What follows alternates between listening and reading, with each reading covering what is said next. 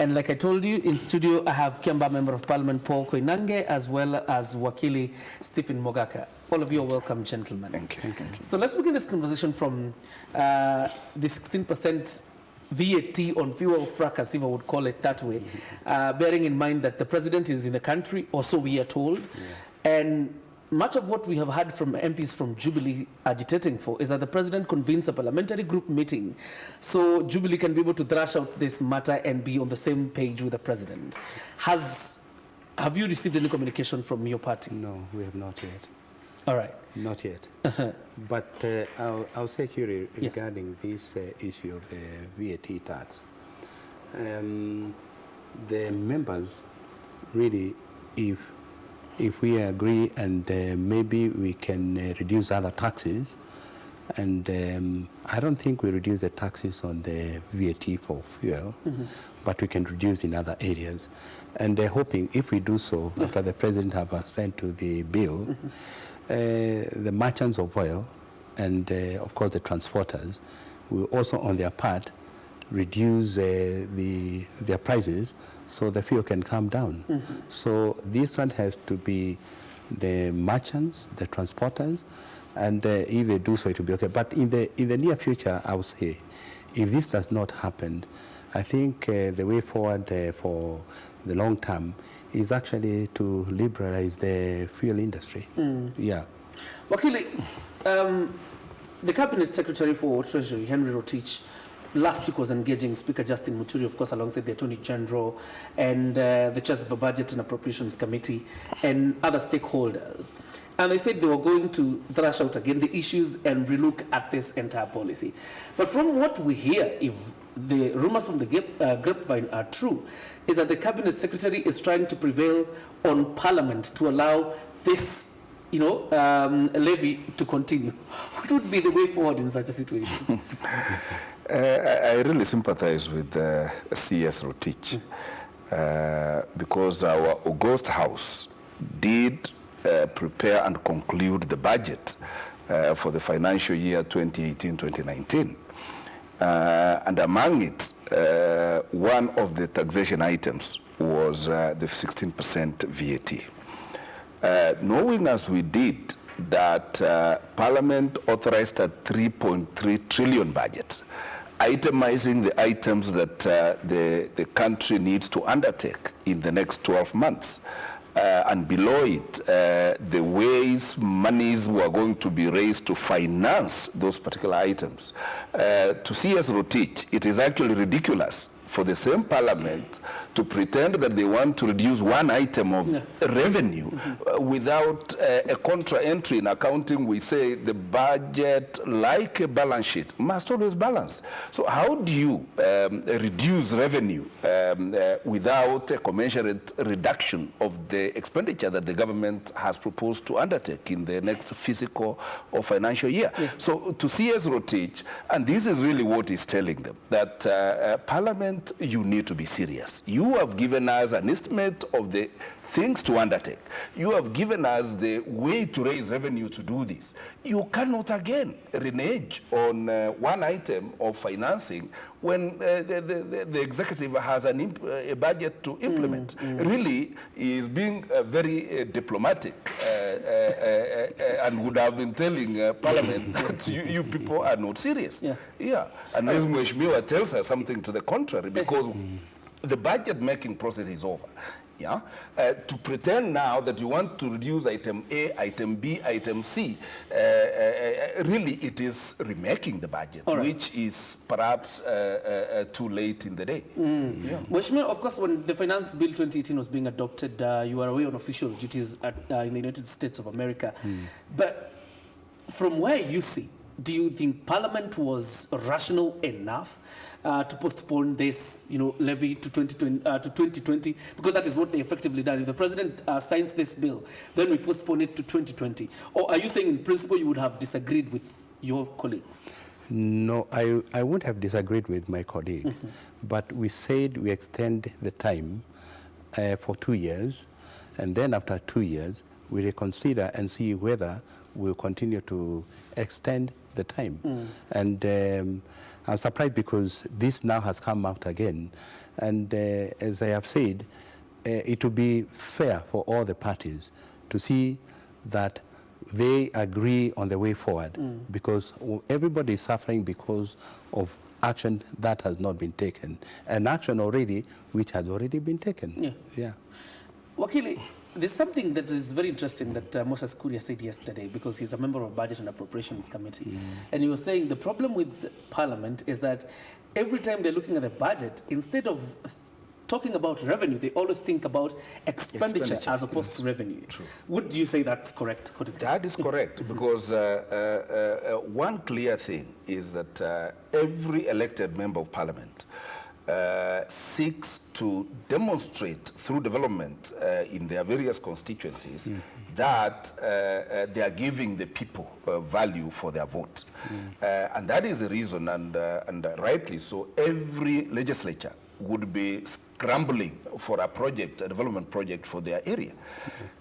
It's true then, as Moses Kuria says, you cannot be scrambling for a project for your area without signing how the revenue to fund that project can be done. That is why the futility Parliament is creating now is that whereas they have listed for the Budget Committee and the entire House the projects that have to be undertaken, whereas the President has itemized, in fact, it is against this 16% VAT that the standard gauge railway was commenced, ports were commenced, airports were commenced, road infrastructure was commenced, and that is why the country is running into an intolerable budget deficit.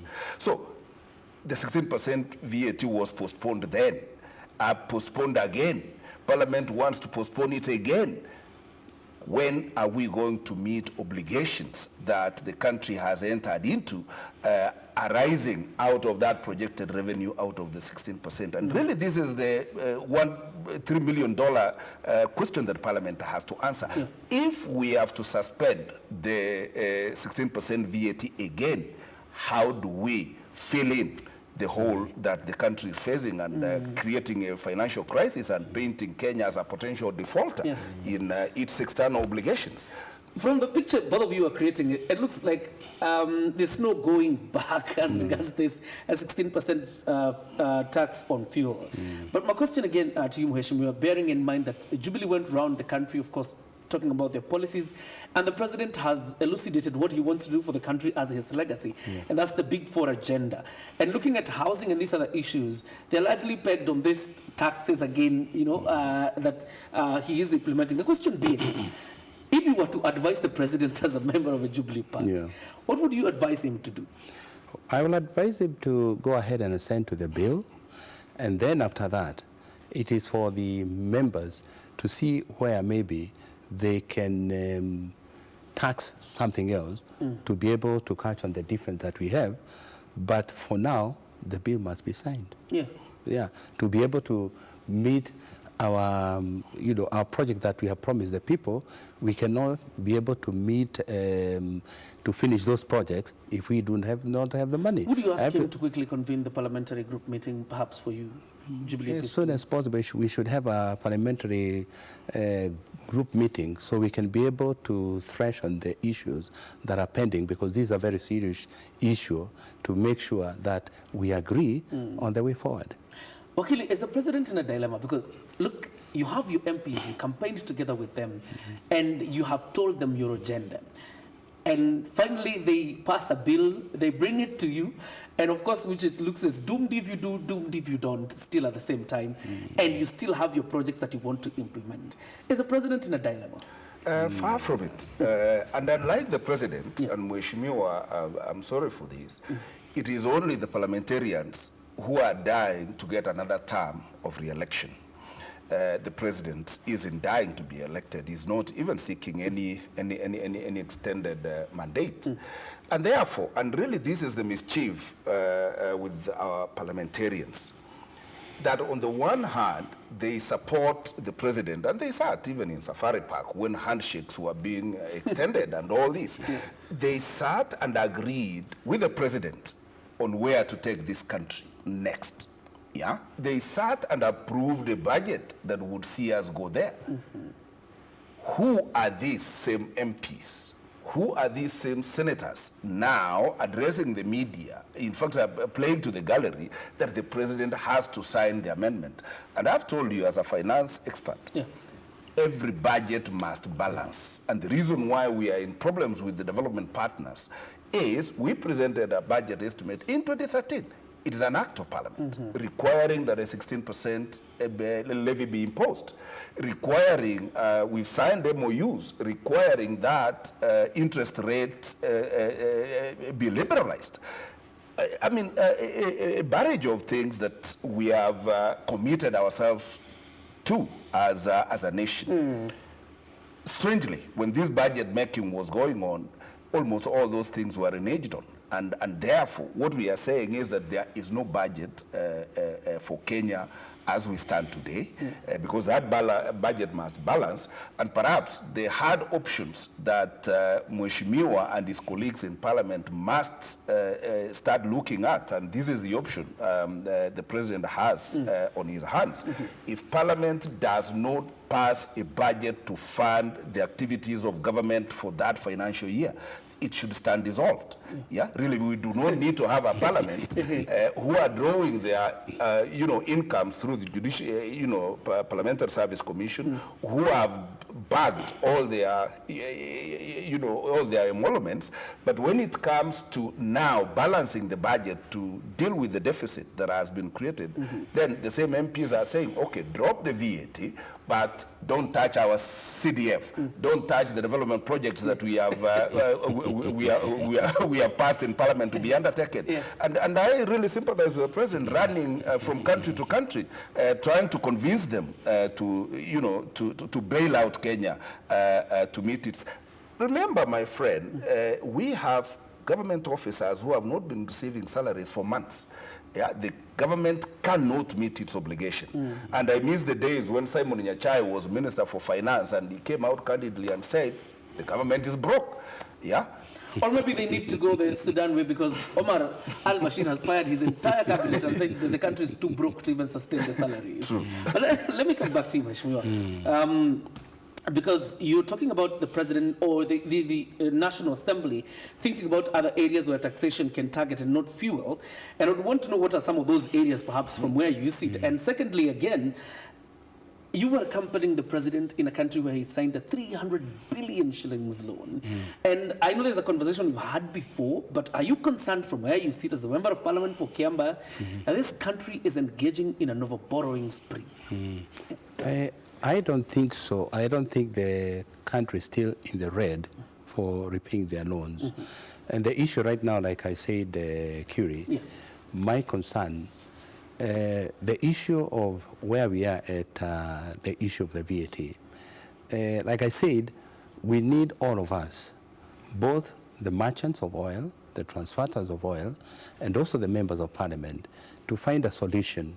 And I know there could be a solution to get the money to cover the differences that is to be able to make the country running.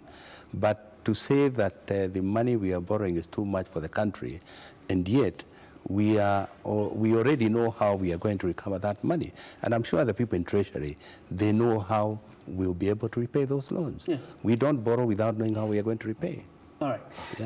Let me ask Wakili, because looking at some of the policies and, without instituting any improper motives on the Cabinet Secretary for Treasury, do you think some of his proposals are for expediency reasons? Because we're looking at the management of a Eurobond, and we're also looking at, some of the monies we have borrowed vis-a-vis what we have seen them, go into.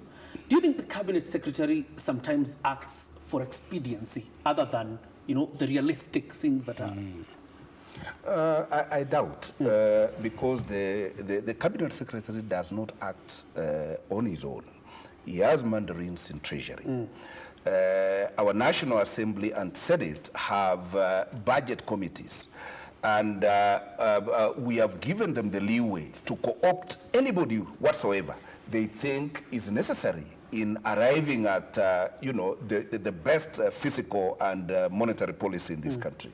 And therefore, C.S. Rotich, as the face of Treasury, really does not work on his own. He works in consultation with our National Assembly, and really, most importantly, the buck stops with the National Assembly, because they are the ones who approve the budget. They don't have to, yeah?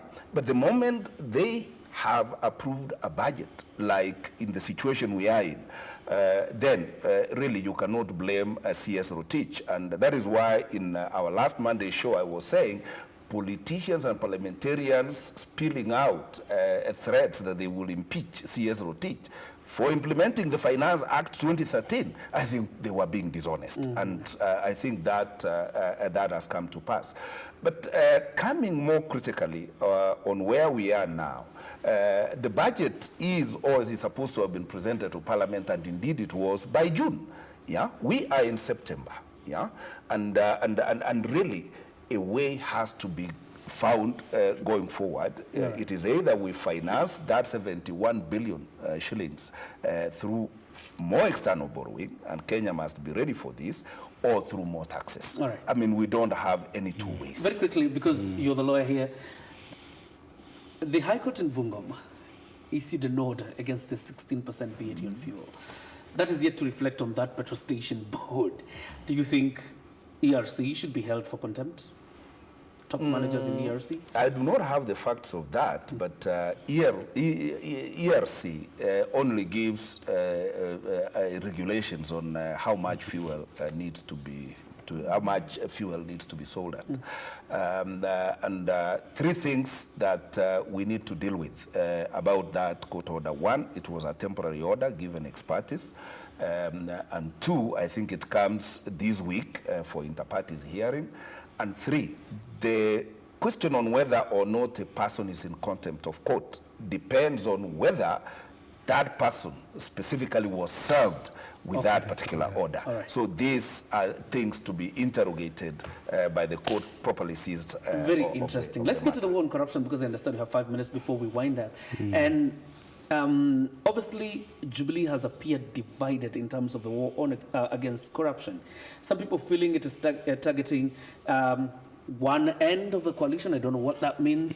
And then you also have political leaders, particularly from Samburu, who are also members of Jubilee, particularly when Lesiampe was arrested because of NCPB, saying this is the government targeting our people. Is Jubilee a united house when it comes to the war against corruption? Are you reading from the same script? Yeah, Jubilee is united to fight with corruption. And you remember I was here sometimes, Kioria, Yeah. and I said corruption will only be fought by the three arms of the government, judiciary, executive, and the legislature. And if they are not willing to fight with the corruption, then we cannot win the war. And I'll say, many people want to give a reason, my party, my tribe, and my brother. But I think corruption is not about brotherhood, it's not about your tribe, but is something that is supported by the people of this republic. And let me tell you, now wherever you go in the streets of Nairobi, everybody is fighting the war against corruption. And I'll say, if Uhuru is alone, people of Kenya are supporting him to fight corruption. And this is the way to go, to change this country from where we were. And it is very sad, because like in judiciary, you find the Judiciary Service Commission is supporting their own. And yet they should not be behaving like a trade union where you support your member. But there's a general feeling, Mheshimiwa, as you talk about the Judicial Service Commission, that this is it finally, that the revisiting is finally here. Is it the Jubilee revisiting the judiciary, these charges against... No.